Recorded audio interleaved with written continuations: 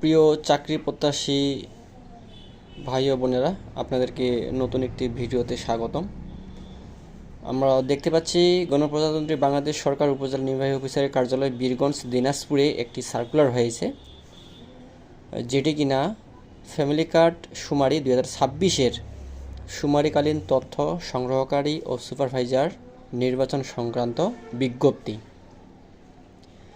এই বিজ্ঞপ্তিতে আরও উল্লেখ করা রয়েছে যে গণপ্রজাতন্ত্রী বাংলাদেশ সরকারের সমাজ কল্যাণ মন্ত্রণালয় কর্তৃক বাস্তবায়িত ফ্যামিলি কার্ড কর্মসূচি ফ্যামিলি কার্ড শুমারি নির্দেশিকা 2026 এর আলোকে দেশব্যাপী আগামী 1 আগস্ট 2026 14 সেপ্টেম্বর 2026 পর্যন্ত ফ্যামিলি কার্ড শুমারি কার্যক্রম শুরু হতে যাচ্ছে।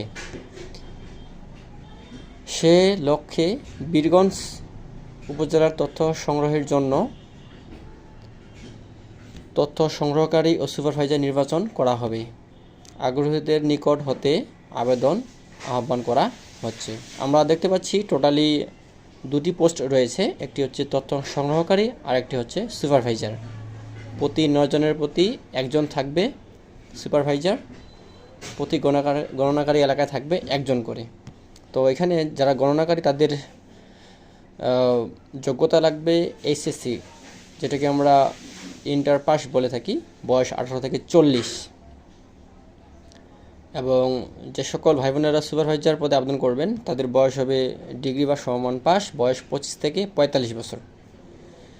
এই 2 পদে বিভিন্ন আবেদনকারীর যোগ্য বৈশিষ্ট্য উল্লেখ করা রয়েছে এবং সেই সাথে বিবিএসএ জরিপে যারা শুমারিতে আদমশুমারিতে সার্ভে করেছিল, জরিপ করেছিল, তাদেরকে অগ্রাধিকার দেওয়া হবে।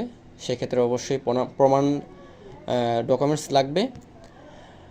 এবং যারা অযোগ্য, যারা আবেদন করতে পারবে না, ফৌজদারি মামলা, সরকারি আধা সরকারি কোনো কর্মরত আছে কোনো প্রতিষ্ঠানে এরকম, এবং পূর্বে জানারি তথ্য প্রদান করেছে বা দরখাস্ত বা কোনো দণ্ডিত অপরাধ হয়েছে, তারা কখনোই এই ধরনের কাজের জন্য আবেদন করতে পারবেন না।